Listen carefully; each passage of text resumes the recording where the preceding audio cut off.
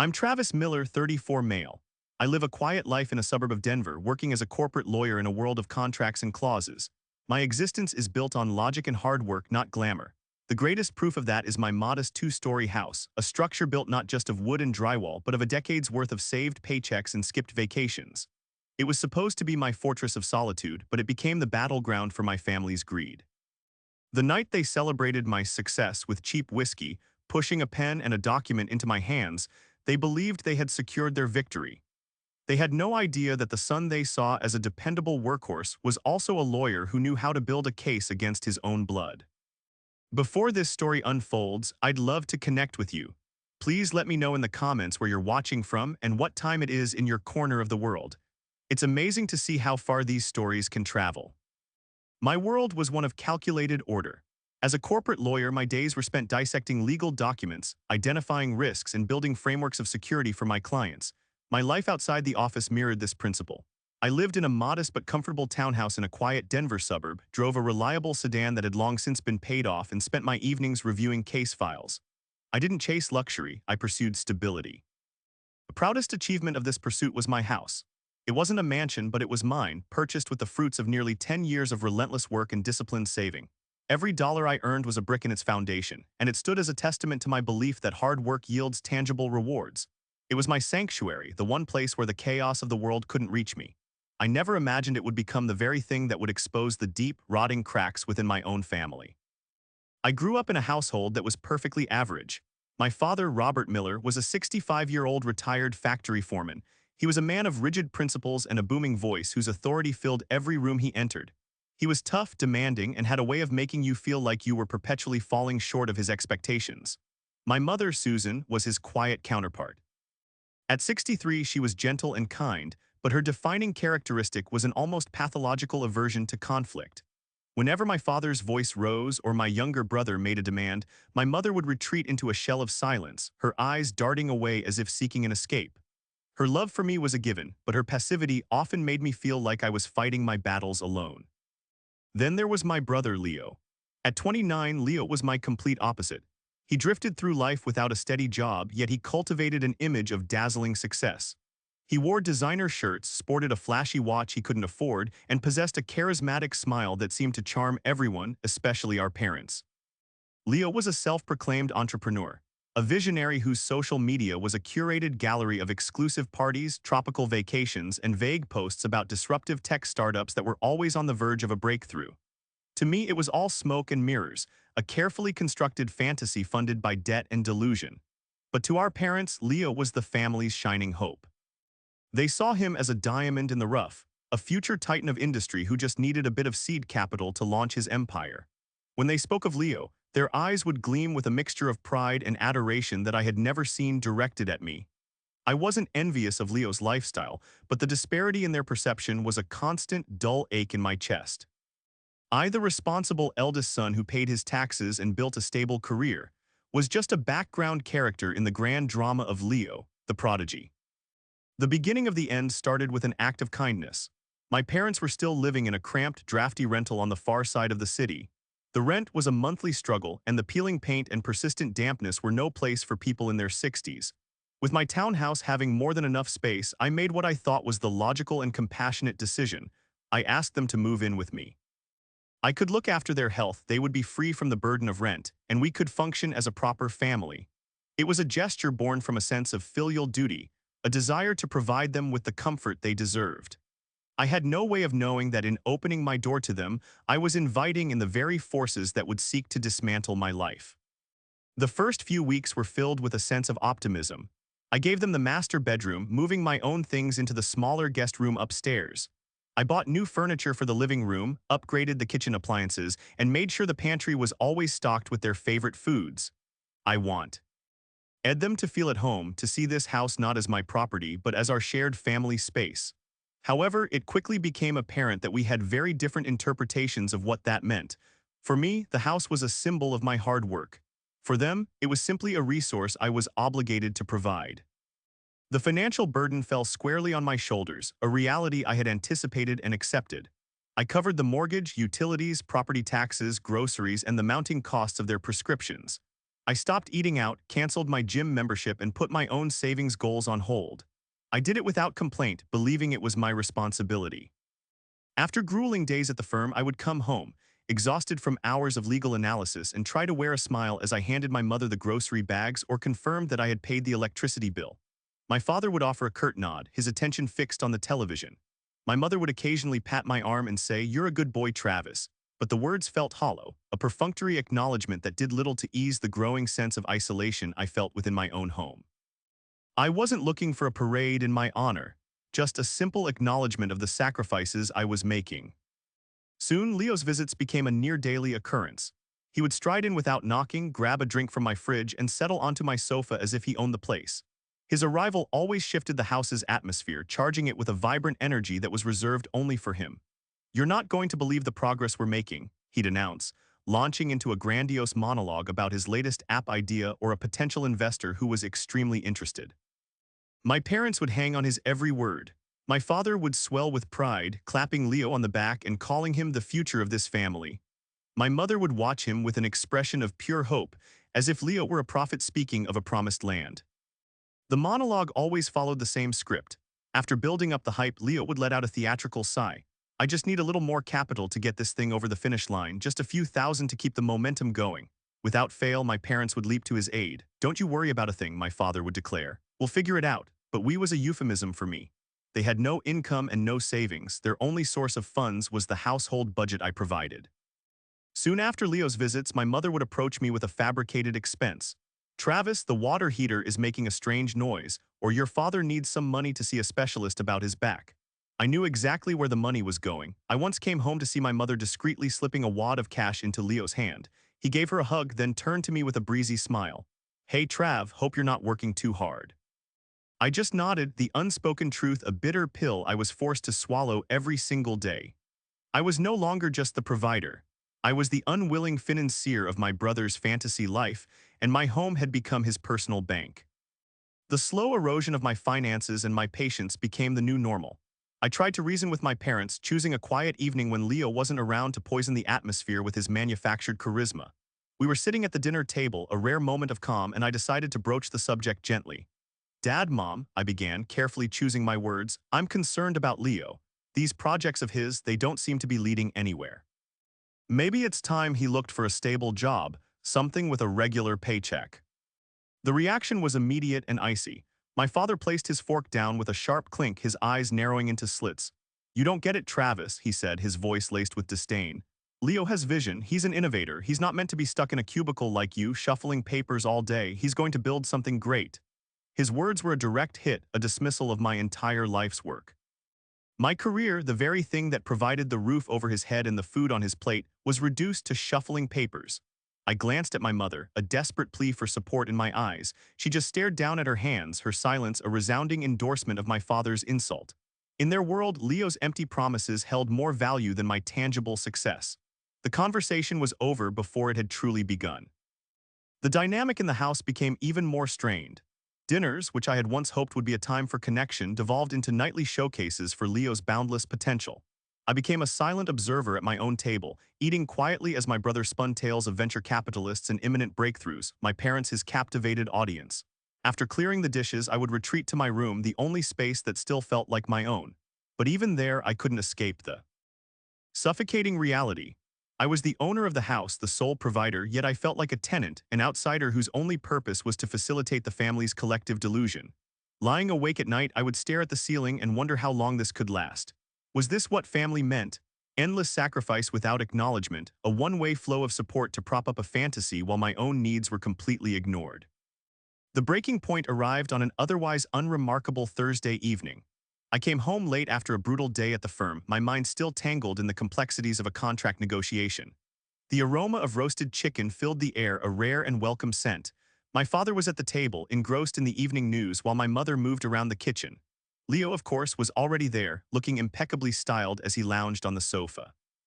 I dropped my briefcase by the door and sank into a chair, hoping for a few moments of peace. The meal started with the usual small talk, dominated by Leo's latest game-changing idea, a social media platform that he claimed would revolutionize online communities. My father nodded along, his expression a mask of paternal pride. That's my boy, he beamed, always thinking ahead. My mother, ever the dutiful supporter, added an extra serving of chicken to Leo's plate. It sounds wonderful, dear. I ate in silence, the familiar feeling of being invisible settling over me like a heavy blanket. Then the mood shifted. My father muted the television and turned his full attention to me. His expression was serious, his tone low and deliberate. "Travis," he said, "your brother needs our help. It's time you stepped up." I put my fork down, a knot of dread tightening in my stomach. "What are you talking about, Dad?" I asked, though a part of me already knew. Leo leaned forward, his eyes gleaming with rehearsed passion. "Trav, this project is on the brink of something huge. I have investors lined up, but I need to show them I have serious capital behind me. It's the final push I need." He paused for dramatic effect. "I need $100,000. The number hung in the air, so absurd it was almost comical. I nearly laughed. $100,000 for a man whose only demonstrable skill was spending other people's money. I took a slow breath, forcing myself to remain composed. "Leo, you know I don't have that kind of cash just sitting around. I have a mortgage, bills. I'm supporting this entire household on my salary." My father's face darkened. "Don't give me that excuse, Travis," he snapped, his voice rising. "It's your duty as the older brother. Leo is trying to build a future for this family, and all you do is hoard your money for yourself." Hoarding my money? The accusation was so grotesquely unfair it left me speechless. The money he called hoarded was paying for his medication, the electricity that powered his television, the roof that kept the rain off his head. I looked at my mother, my last hope for a voice of reason. She wouldn't meet my gaze. Instead, she twisted the napkin in her lap and murmured, "Travis, just help your brother. He's family. He needs us." Her quiet betrayal was the sharpest cut of all. It wasn't a loud declaration, but a soft, steady pressure that aligned her completely with them, leaving me utterly alone. My own voice was tight with suppressed anger when I finally spoke. "I understand he wants to pursue his dreams," I said, trying to keep my tone even. "But for years, all I've seen are expensive trips and fancy parties, not a single viable product or a dollar of profit. I can't invest in that. I won't risk my financial security on a fantasy." My father slammed his fist on the table, making the plates jump. "Who are you to judge him?" he roared. "You're selfish, you only think about yourself." He pointed a trembling finger at me. "If you don't have the cash, then use the house. Take out a mortgage. It's an asset, isn't it? Use it for your brother, for the family." The suggestion struck me with the force of a physical blow. Mortgage the house, my house, the one thing in my life that represented stability, security, and years of my own sweat and sacrifice. They wanted me to leverage my future to fund Leo's pipe dream. I stared at my father, then at my brother's smug, expectant face, and finally at my mother, who was now quietly weeping into her napkin. Her tears weren't for me, they were for the disruption of her carefully maintained peace. Her silence was her consent. It was the final, devastating confirmation that in their eyes, my life's work was nothing more than a resource to be plundered for the benefit of their golden child. I pushed my chair back from the table, my body shaking with a mixture of rage and profound sorrow. "I need to think about this," I managed to say, my voice barely a whisper. I turned and walked to my room, the sound of my father shouting "irresponsible" at my back. I closed the door, the click of the latch sounded. Like a final, irreversible severing. The foundation of my family hadn't just cracked, it had crumbled into dust, and I was standing alone in the ruins. In the days that followed that disastrous dinner, a chilling silence descended upon the house. The arguments ceased, replaced by an unsettling atmosphere of feigned normalcy. My parents were polite, almost overly so, and Leo stopped mentioning his need for capital. It was as if the conversation had never happened. But I knew better. The tension was still there, lurking beneath the surface of their placid smiles and casual inquiries about my day at work. I felt like I was living with strangers, their motives hidden behind a veneer of family affection. I became an observer in my own home, wary and watchful, analyzing their every word and gesture for a sign of their true intentions.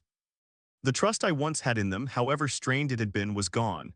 It had been replaced by a gnawing suspicion that the demand for a mortgage was not the end of their scheme, but merely the beginning. I had drawn a line in the sand, and now I waited to see how they would try to cross it. I didn't have to wait long. It happened on a Tuesday night. I was in my room finalizing a report for work when I realized I'd left the door slightly ajar. I was about to get up and close it when I heard my father's voice from the living room below, low and conspiratorial. He was on the phone. My body went rigid, every nerve ending firing in alarm. I quietly moved closer to the door, straining to hear. "Don't worry, Leo, it's all being handled," my father said. His tone was confident, almost smug. There was a pause as he listened to my brother on the other end. No, he won't have to go to the bank. Your mother and I are taking care of the paperwork ourselves. It's a simple transfer. Once Travis signs it, the house is ours. He'll never even know what he's signing. The words hit me like a wave of ice water. A transfer. They weren't trying to get me to mortgage the house anymore. They were planning to trick me into signing it away completely. The sheer audacity of the plot, the cold, calculated nature of their betrayal left me breathless. This wasn't a desperate, spur-of-the-moment idea. This was a premeditated conspiracy to commit fraud against their own son and brother. The pieces clicked into place with horrifying clarity. Their sudden politeness, the cessation of demands for money, it was all an act, a strategic maneuver to lull me into a false sense of security. They were waiting for the right moment to strike. My first instinct was to charge down the stairs and confront them, to scream that I had heard every treacherous word. I wanted to see the look on my father's face when his deceit was exposed. But as my hand gripped the doorknob, another thought, colder and more rational, took hold. What would a confrontation achieve? They would deny everything. They would call me paranoid, ungrateful. They would twist the situation, gaslight me into believing I had misunderstood.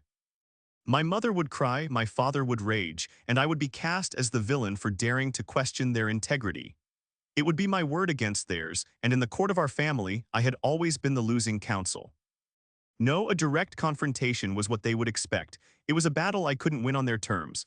A profound shift happened within me in that moment.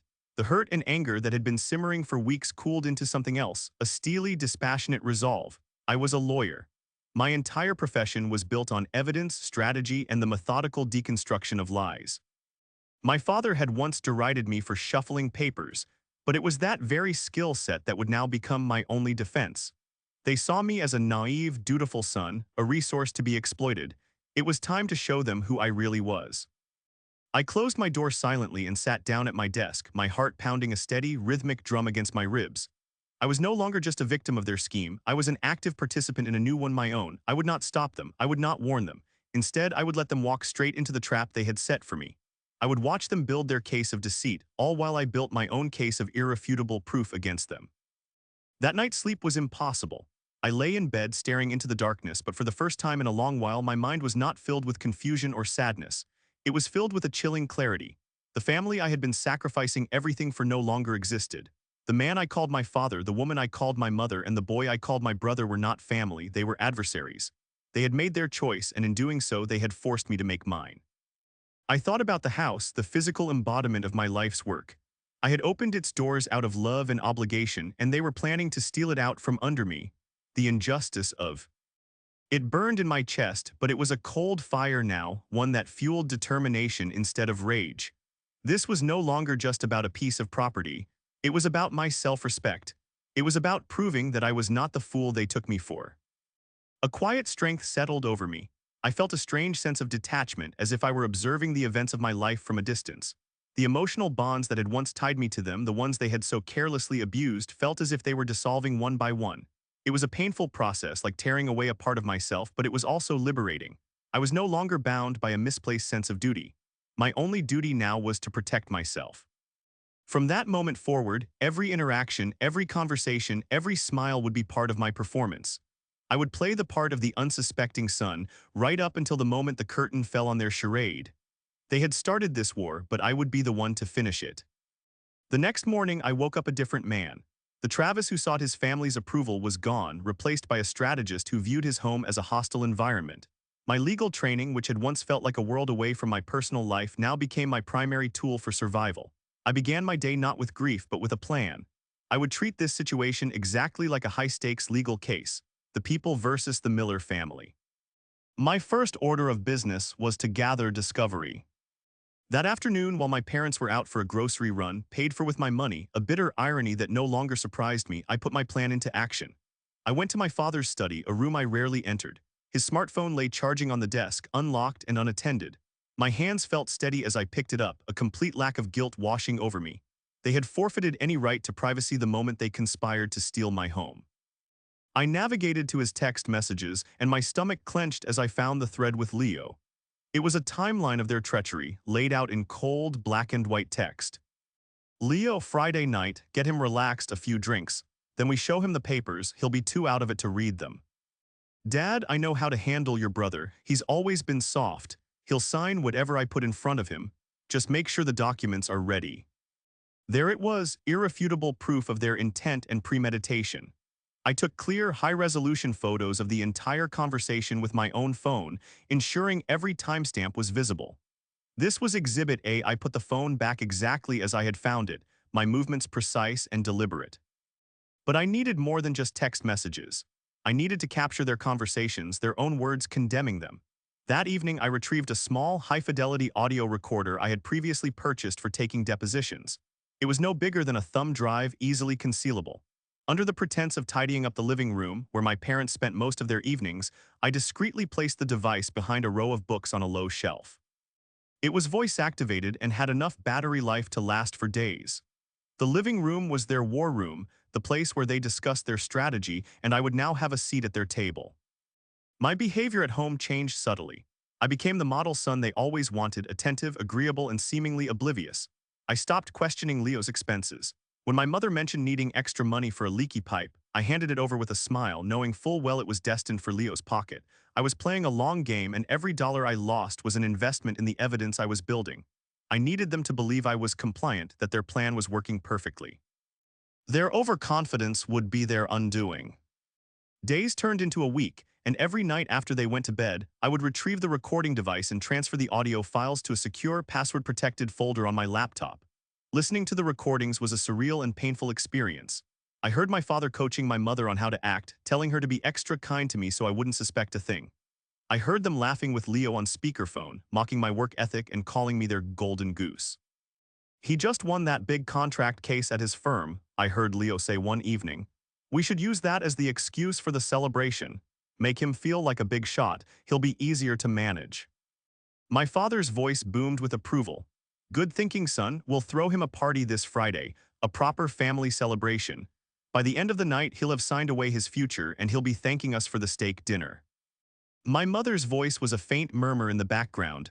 Robert, are you sure about this? It feels so wrong.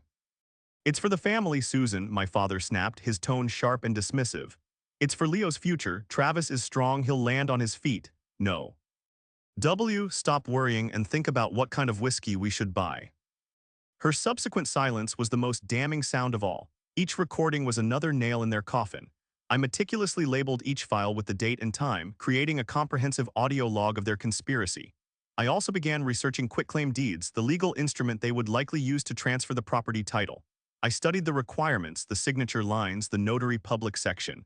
I needed to know exactly what I would be facing.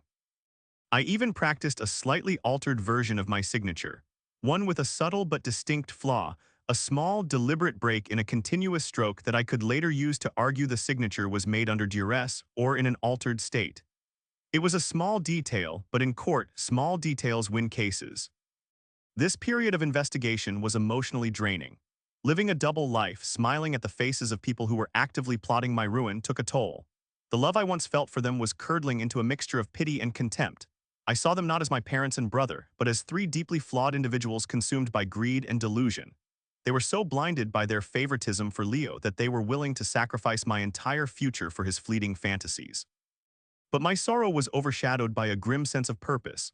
I was no longer just protecting my house, I was defending my own worth. For years, they had treated me as a utility, a means to an end. This time, I would not allow myself to be a casualty of their schemes. I would be the architect of their consequences. As Friday approached, I felt a strange sense of calm. The actors were in place, the script was written, and the stage was set. They thought they were the directors of this play, but they had no idea that I had already rewritten the final act. Friday arrived with a palpable sense of theater. When I returned from the office, the house was filled with the aroma of grilling steak and roasted potatoes. The atmosphere was one of forced festivity. My father greeted me at the door with a hearty slap on the back, a gesture so out of character it was almost comical. There he is, the man of the hour, he bellowed, his voice unnaturally cheerful. We're celebrating you tonight, Travis, for that big case you won. Leo was there, of course, dressed in a crisp, expensive-looking shirt, his smile polished to a high gleam. You deserve it, Trav, he said, raising a glass of whiskey. Here's to my brilliant older brother. The sincerity was as thin as onion skin. My mother was a flurry of nervous energy in the kitchen. She avoided my eyes, her hands trembling slightly as she set plates on the dining table. I could see the guilt etched into the lines around her mouth, a silent testament to her complicity. She knew what this night was really about, and her unease was the only genuine emotion in the room.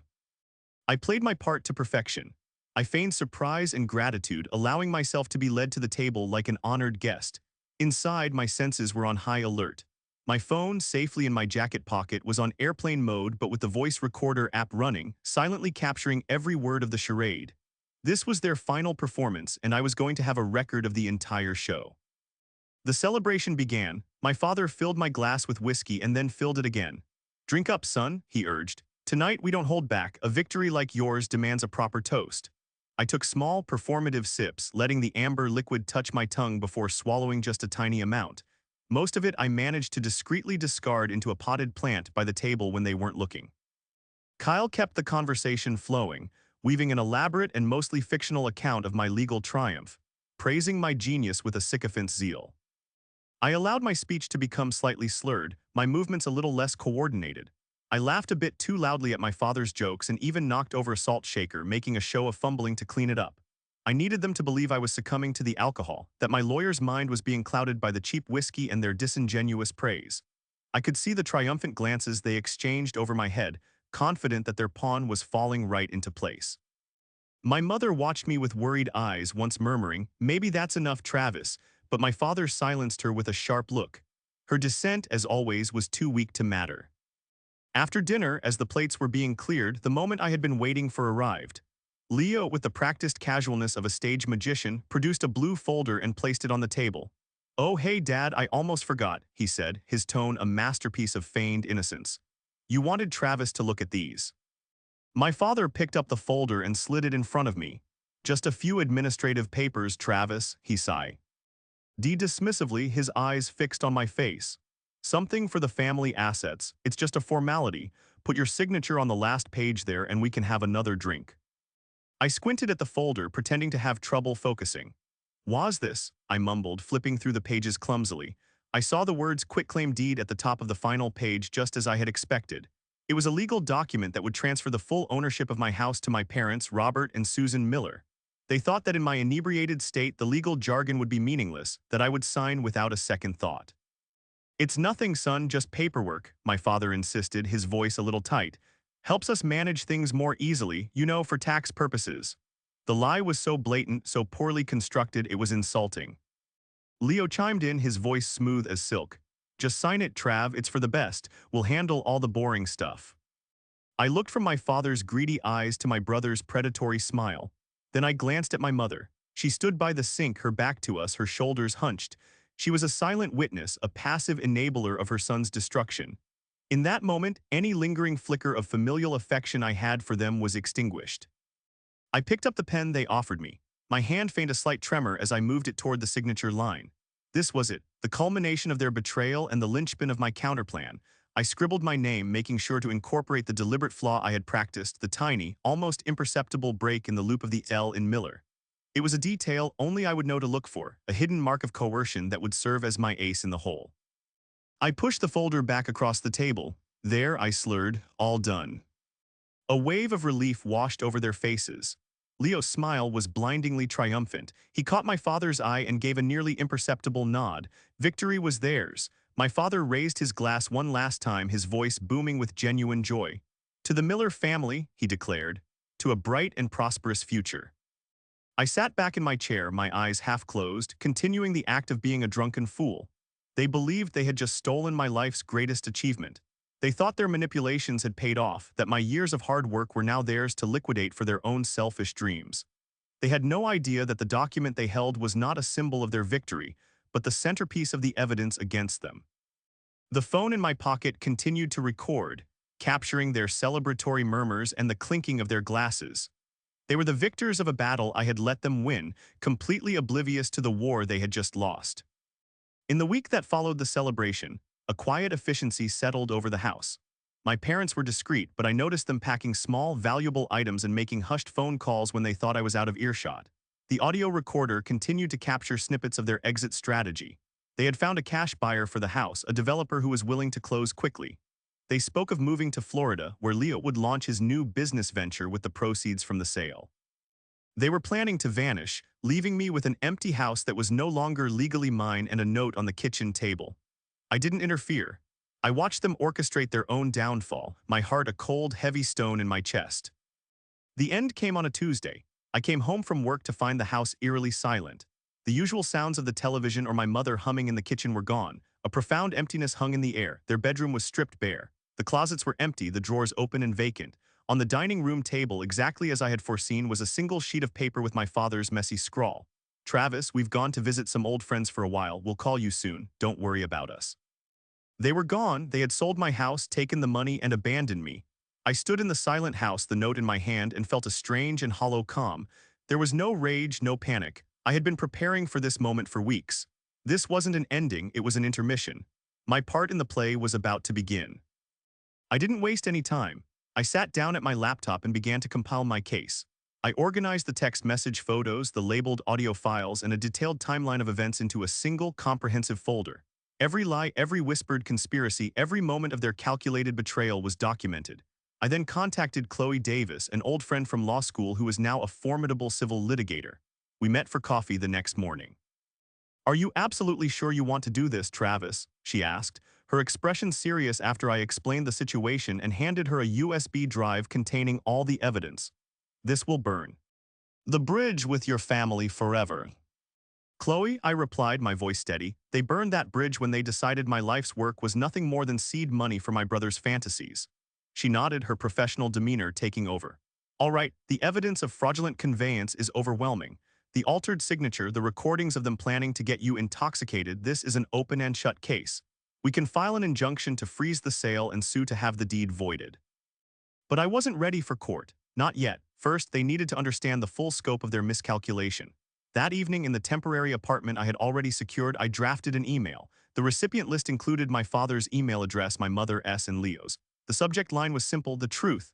I attached the folder with all the evidence, every recording, every screenshot. I wrote no message in the body of the email. The evidence would speak for itself. Then I hit send. The response was almost immediate. My phone, which had been silent for days, erupted, call after call from my father. Text messages flooded in, a chaotic stream of panic and fury. "Dad, what is this? You recorded us." "Dad, Travis, call me right now. This is illegal. You can't do this to your family." Then came the messages from my mother, laced with a pathetic blend of fear and feigned remorse.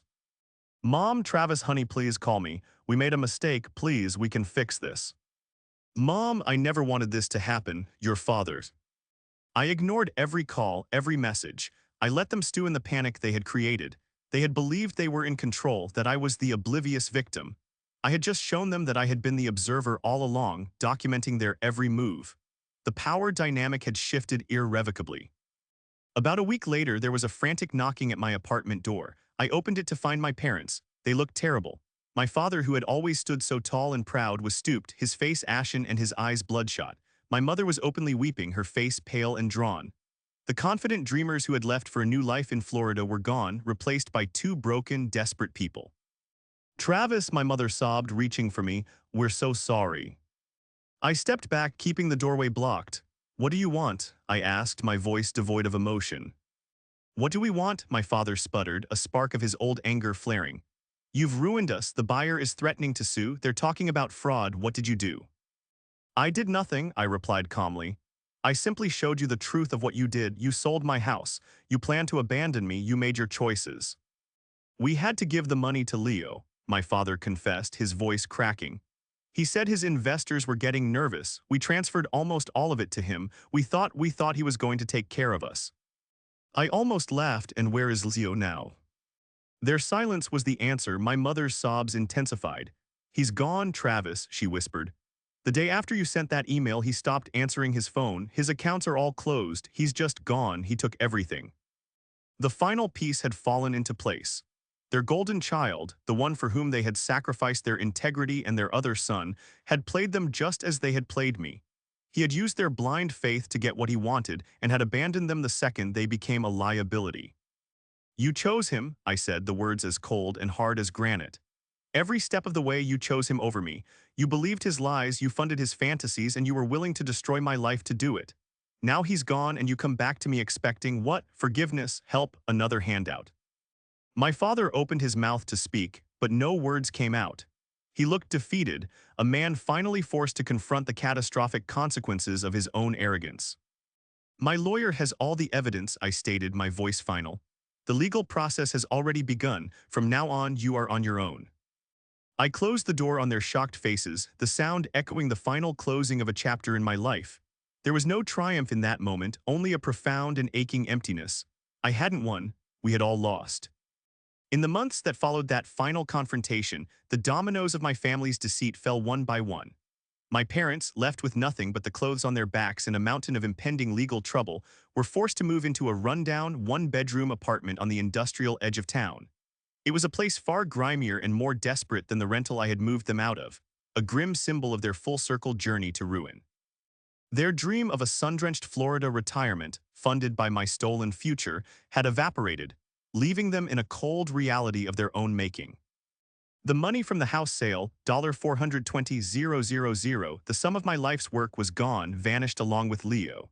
He had executed his own plan with chilling efficiency, manipulating our parents to secure the capital before disappearing without a trace. They were left to face the fallout alone. As Chloe had predicted, the buyer of my house, upon learning of the potential fraud surrounding the title transfer, filed a lawsuit. My parents, as the signatories on the sale contract, were the primary defendants. They were facing a legal battle they had no resources to fight, with the threat of having to repay the full purchase price plus damages looming over them. The social consequences were just as devastating. News of their actions spread through our extended family and community. The story of how they had conspired against their hardworking son to fund their grifter child was a tale of shocking betrayal that left them completely isolated. Relatives stopped calling. Old friends crossed the street to avoid them. My father, once a respected figure in his circle, became a pariah. My mother, once seen as a kind, gentle woman, was now viewed as a weak-willed accomplice. They had traded their dignity and their relationships for a son who had cast them aside the moment they were no longer useful. I received updates through the grapevine from a cousin who still spoke to me. She told me my father spent his days in their cramped apartment, consumed by a bitter, silent rage, muttering about his own foolishness. My mother, she said, had become a ghost of her former self, her eyes perpetually red from crying. She often spoke of me, her voice thick with a regret that had come far too late. Travis was such a good son, she would tell anyone who would listen. We didn't know what we had. I never saw them again. I didn't answer the few desperate voicemails they left me. There was a part of me that felt a pang of sorrow for their plight, for the two elderly people adrift in a sea of consequences. But that sorrow was always overshadowed by the cold, hard memory of their betrayal. They had not made a simple mistake, they had made a deliberate choice. They had weighed my loyalty and sacrifice against Leo's empty promises and found me lacking. I could not save them from the outcome of that choice. As for me, I focused on rebuilding. Chloe successfully argued that the quitclaim deed was obtained through fraudulent misrepresentation, and a judge ruled the transfer null and void. The house was legally mine again, however the emotional toll had tainted it. It no longer felt like a sanctuary, it felt like a crime scene. I sold it and used the money to buy a smaller condo downtown, a place with no memories attached, a true fresh start. This entire ordeal taught me a painful but invaluable lesson. I once believed that family was an unconditional bond, a sacred trust that should be preserved at all costs. I was wrong. Family is not an excuse for abuse, manipulation, or injustice. True family uplifts and supports, it does not drain and destroy. My parents' blind favoritism didn't just hurt me, it poisoned them, leading them to abandon all reason and morality. In their quest to elevate their golden child, they ended up losing everything, including the son who had only ever tried to do right by them. If there is any wisdom to be gleaned from the ashes of the Miller family, it is this: you must learn to set boundaries, even with the people you love most. Your self-respect is not a commodity to be traded for their approval. You cannot pour from an empty cup, and you cannot build a foundation on the cracked ground of a toxic relationship. Sometimes, the most loving act you can perform is for yourself, by walking away. Justice, I discovered, is not always about legal victories or courtroom drama. For me, justice was the quiet act of choosing myself. It was the decision to stop being the dutiful son and start being a man who demanded respect. It was the moment I closed the door on my past and refused to let their toxicity define my future. I no longer feel the constant weight of their expectations or the sting of their dismissiveness. I am free. The road ahead is my own to walk, and I will walk it with my head held high, fortified by the knowledge that I survived the storm and emerged stronger. The story of my old family is over, but my own story, the story of Travis Miller, a man who learned to value himself, is just beginning.